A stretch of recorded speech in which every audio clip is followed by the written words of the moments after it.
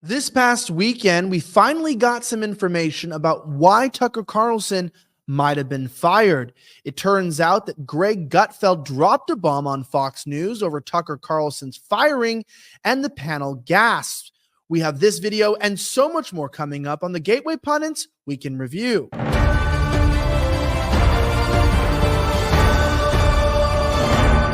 My name is Elijah Schaffer, and our top story today comes from Fox News, where many of us have been asking the same question: why was Tucker Carlson fired? Well, it turns out that Greg Gutfeld might have more information on this event. From Cassandra McDonald, Fox News host Greg Gutfeld dropped a bomb on his own network over the firing of Tucker Carlson while praising Elon Musk's stand against censorship.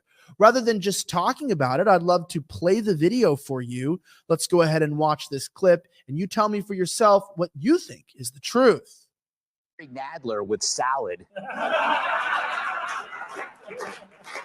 Or blackmailing sports fans by threatening to cancel PBS. The fact is, Musk may be the last man standing between real freedom of speech and the suffocating block of the censorship industrial complex, which is made up of government, media, and tech forces. He realizes that advertisers have no spine and can be easily cowed by special interest groups in cahoots with political allies. If you don't believe me, I got two words for you: Tucker Carlson. Woohoo. Wow. Look at that. Well, it looks like the cat's out of the bag. At least his own previous colleagues realize when you ask too many tough questions, they will kick you out. And while it is conjecture and there's no direct evidence, this is why they kicked him out, you can't be that stupid. I know you're not. You're a Gateway Pundit viewer, a Gateway Pundit reader, and you know the truth. He was poking all the wrong bears. Even now, I mean, he doesn't have unrelenting support for foreign wars. He continues to ask why voting happened the way it is. He was one of the only hosts to really know that 2020 was rigged. And he doesn't follow the zeitgeist or the current thing. He opposes the regime, and so he had to be removed. Now, it's not insane, because many of you already speculated that, but I'd love to know in the comments below what you think. Do you think that Greg Gutfeld is telling the truth, or is this another PSYOP distraction? Speaking of PSYOP distractions, LA is back in the news, particularly with an insane thing that just happened. It turned out that a heroic LA homeowner who gunned down would-be burglar after four men break into his house with a grandmother and toddler inside. Police responded by arresting the homeowner. This is Los Angeles, so you're not surprised, but listen to this. Colin Lineberger reports that Los Angeles, California, a Los Angeles homeowner was taken into custody early Wednesday after killing a home invasion suspect while a grandmother and toddler were in the house. KTLA reported that police were alerted to a hot prowl at a home in the 11400 block of Swinton Avenue in Granada Hills around 5 a.m. Saturday morning, a hot prowl is a law enforcement term for a burglary in progress. When the homeowner is present, the LAPD revealed that 3 or 4 males broke into the house before the homeowner turned the tables on them and opened fire. One of the would-be robbers was struck by the gunfire and died at the scene. The other 3 suspects fled the scene to an unknown location. The LAPD suspects, an additional suspect, was injured during the incident after finding a trail of blood. One of the suspects was struck by gunfire and pronounced deceased inside the residence. The 3 other suspects fled the location to an unknown location. It is believed that an additional suspect was injured. Now, they ended up arresting the homeowner. You can watch the full video at thegatewaypundit.com. Now, I'm not a law enforcement officer, so this could be the typical response. There was a shooting, somebody was killed, they arrest them or detain them, and then they decide if they want to press charges before a preliminary investigation takes place. However, do you really need an investigation to understand that people broke into a home, that there's proof they broke into a home? Do you need any more evidence for them to get shot? Because I don't know about you, but if you break into my home, you're losing your head, buddy. And if you didn't lose your head, it's because I just didn't hit it. But I would hit every other part of your body with as many bullets as possible because you're not touching my family. It's pretty ridiculous that this would be the case, but are we really shocked in California? I do want to say this. I don't like the black pill. If you don't know what a black pill is, it means losing hope or you're despondent in despair over the situation of the world. I don't like the black pilling over like, well, it's California. They voted for this. They deserved it. Because many of you are from California, and there's actually more Republicans in California than there are Republicans, I think, in any other state in the union. So there's a lot of people that didn't vote for this, and they have to suffer with it every day. Speaking of an insane story that didn't get enough press, the FBI is back targeting this time children A Christian family was removed from their home at gunpoint, handcuffed, and locked in a van after FBI allegedly goaded a 15-year-old son into posting controversial memes and gun photos. This is a real story.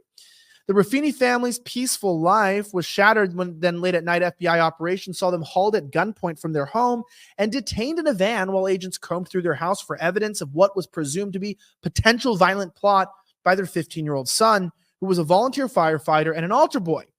Jeremiah Rufini, the father, detained their plight in a now unavailable GiveSendGo fundraising page, illustrating the profound impact of this investigation on their family life and finances.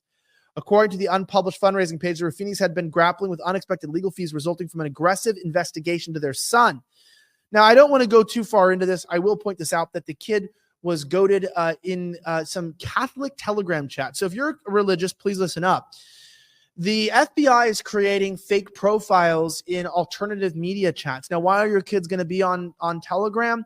It's because they're probably censored on major social media sites, or they're trying to avoid too much pornography because there's so much sensuality and things that a lot of religious people have gone towards these alternative chats so they can do the crazy thing of sharing the gospel or speaking biblical truth. Believe me, Ben Zeisloff just shared that it wasn't normal for homosexuals to be paying for surrogates, and everyone got mad at him and called him a bigot. Now, you may disagree with that, but that's a very basic biblical position, and he got blasted on Twitter for just sharing the Bible. However, if you're a Christian, be aware, you should be ready for more persecution.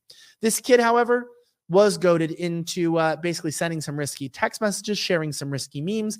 And then when he felt bad about it, he confessed it to his priest, deleted his social media. The U.S. government said, oh my gosh, this kid stopped responding to our bait agent. He must be planning a domestic terrorist attack. They raided his house, and it turns out there was no domestic terrorism, but they left his family with tens of thousands of dollars of legal fees and almost bankrupted them. So they raised money, they got the support, but that's what the government is spending their resources on, is getting 15-year-olds to send edgy memes so they can prosecute them in court. One interesting story that came out recently was that Democrat Denver Mayor Mike Johnson's car was stolen before Joe Biden's arrival for the campaign event. Democrat Denver Mayor Mike Johnson's car was stolen. They had been plagued with crime and rising auto thefts in recent years. Biden landed in Denver Tuesday afternoon for a campaign event and was greeted by Johnson Air Force One. Now, it comes out that a spokesperson for Johnson's office confirmed that his car was stolen but declined to offer additional details. The spokesperson declined to share more details about where it happened or what the vehicle looks like to protect the safety of Mayor Johnston and his family. So it's unclear whether the theft happened in Denver or elsewhere. But it is interesting that these people that want diversity and open borders and all of these things keep suffering, right? The elite class is suffering under the pain of their own decisions, and they're not changing their tune. Why? I don't know. I'd be asked to question any further, but, well, we know why. These policies directly lead to destruction. This is also one of the most insane things, right? We saw the FBI target a family. We see that the government officials are targeted by their own lackadaisical crime policies, but the Biden administration is once again targeting a correct individual. Biden's DOJ fines a Tennessee Christian trucking company $700,000 for requiring workers to disclose legal status. Jim Hoff reports Biden's Department of Justice has slapped a whopping $700,000 fine on Covenant Transport, Inc. and the Affiliated Transport Management Services, LLC, both stellar examples of Tennessee's robust transportation sector. The recent decision by the Department of Justice to impose a $700,000 fine on Covenant Transport, Inc., a Christian trucking company based in Chattanooga, Tennessee, raises significant concerns about the overreach of federal power and the disregard for the realities faced by businesses in regulating their workforce. The DOJ under Joe Biden's regime claims this measure is to resolve alleged violations of the anti-discrimination provision of the Immigration and Nationality Act by Covenant and its affiliated entity.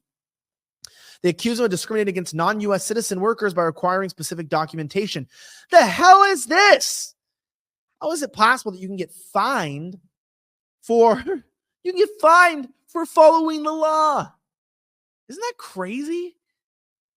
We live in such a backwards world where you can get targeted by the FBI for sending memes and also for following the law. Anyway, let me know your thoughts in the comments. My name is Elijah Schaffer. Thank you so much again for watching the Gateway Pundits Weekend Review. Don't forget to follow us on rumble.com. And also do not forget that you can continue to support us directly at thegatewaypundit.com. Have a great rest of the week. And may God bless the United States of America. I'm signing out.